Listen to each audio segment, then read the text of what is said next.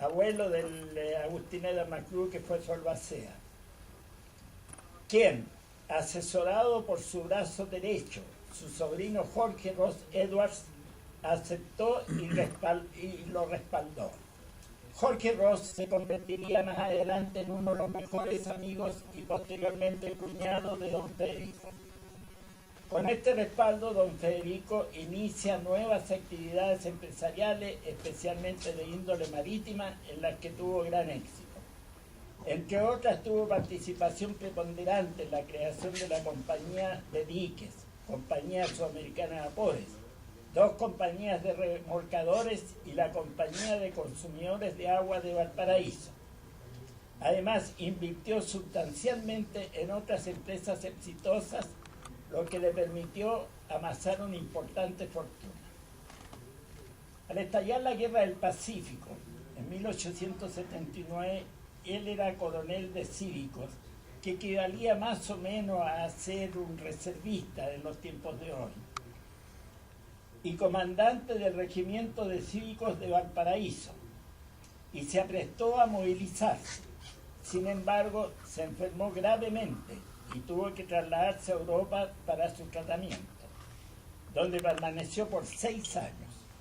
Su negocio lo dejó en manos de Jorge Ross, con amplio poder para manejarlo. Sin embargo, don Federico no era un hombre que pudiera quedarse quieto y comenzó a instruir a Jorge Ross para que liquidara sus bienes, se los enviara, con los cuales empezó a especular con bonos del Banco Imperial Otomano, en los cuales le fue muy mal y prácticamente perdió todo su dinero, menos 50.000 pesos de la época, que felizmente Jorge Ross se negó a enviarle y que le permitieron su regreso a Chile. Pacientemente reconstituyó su capital, lo que hizo con éxito.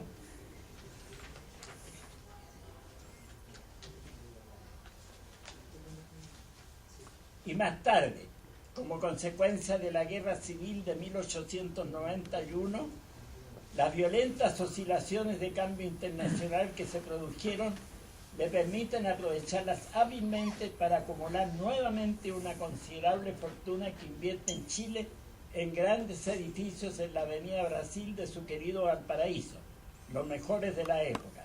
Al mismo tiempo invierte en diferentes industrias relacionadas con la navegación y la minería. Su curiosidad e inquietud lo llevan en 1984 a iniciar un viaje alrededor del mundo, que significa exactamente eso, un verdadero viaje alrededor del mundo, no un simple crucero como se estila hoy día. Este viaje le tomó 3 años. Lo inicia a principios de 1984.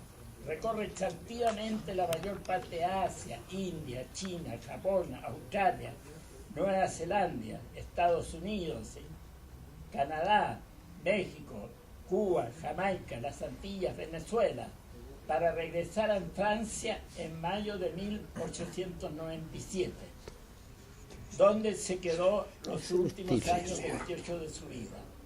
Salvo un corto viaje que hace a Chile en 1906 para revisar sus numerosas propiedades en Valparaíso, destruidas por el terremoto de mayo de ese año. Descontento con la forma con que se enfrentaba la reconstrucción, decide dejarlas como están y retorna a París, donde establece su residencia hasta el final de sus días en diciembre de 1925. Anecdóticamente, y esto revela quién era Federico Santamaría, en París se encuentra con un antiguo amigo francés que había conocido en Valparaíso, Monsieur Comía, que se había arruinado en Chile en las mismas operaciones en cambios internacionales que le habían significado grandes utilidades a don Federico. Don Federico le ofrece ayudarlo, ya que en Chile había perdido sus bienes mientras Santa María había incrementado los suyos. Cormier era corredor en cacao y azúcar y trabajaba con la firma Lacursach Osuboski Compañía, y le ofreció a don Federico ponerlo en contacto con ellos y de paso le recomendó comprar azúcar.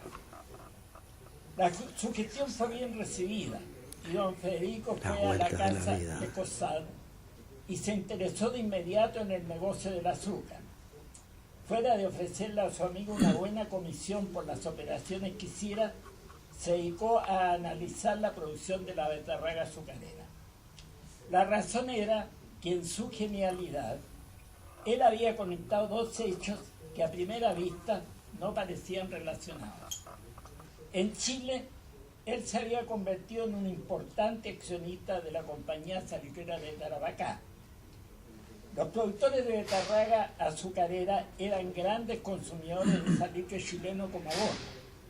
Y don Federico, recién llegado a Europa, movido por su inagotable curiosidad, había recorrido los campos de beterraga de Francia, Bélgica y Alemania para ver cómo se usaba el salitre en el cultivo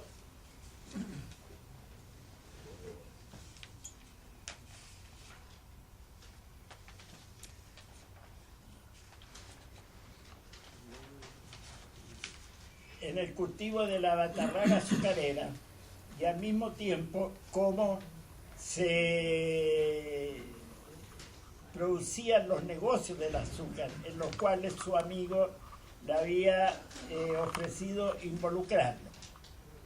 Él averigua con esta firma cómo es el negocio. Le dicen que las transacciones de contratos se hacen entre octubre y febrero del año siguiente, se cierran normalmente los días 4 y se exige una garantía de 20 francos por cada saco. Y las cantidades mínimas son entre 400 y 800 sacos. Don Federico, impulsivo, inmediatamente ordena que le compren 3.000 sacos.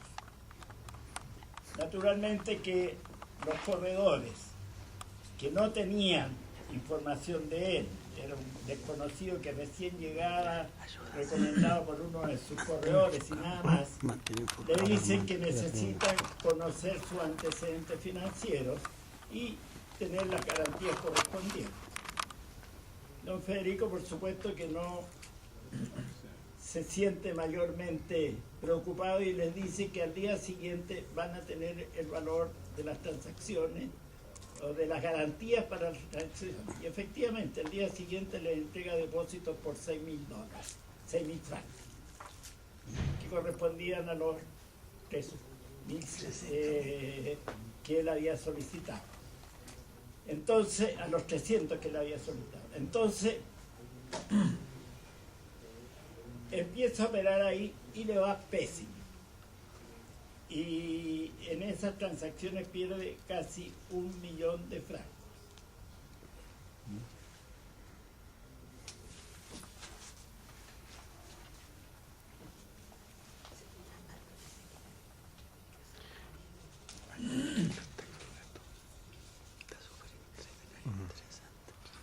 Sin embargo, para don Federico esto era gajes del oficio y persistió en el negocio, para lo cual pasaba casi permanentemente en la casa La Cosal, fumando cigarrillo tras cigarrillo y tomando decisiones sin consultar ni aceptar consejos, típico de su personalidad. Lo que naturalmente se tradujo en fuertes pérdidas y también extraordinarias ganancias. Pero a medida que se fue interiorizando del negocio y llegó a tener un conocimiento completo del mercado, sus decisiones se tradujeron en mayores ganancias, las que fueron considerables a tal punto que, como cuenta Agustín Edwards en su libro, en cierta ocasión en Londres, un amigo inglés de don Federico, el coronel English, le ofreció un banquete en su honor que estaba dedicado en honor de don Federico Santamaría, el dios del azúcar.